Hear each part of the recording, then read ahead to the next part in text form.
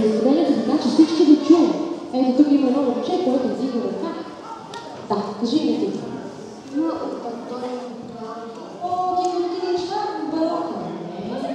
Съвсем не е барок това. Тук нямаше нито сняг, нито огън, а нещо съвсем друго. На Моцарт. Точно така. И кое е произведението на Моцарт? Така, операта Дон и Моцарт в коя епоха е писал своята музика? Барок, класицизъм, романтизъм или съвременната епоха? Класицизъм. Точно така. Ти как се казваш? И от кой клас? Пети В. И се казваш? Елена, стани да ти връчим тук една награда. Имаме ли наградки за Пети В клас? Слушайте внимателно и освен това, тези неща са като пищоли, може да се чете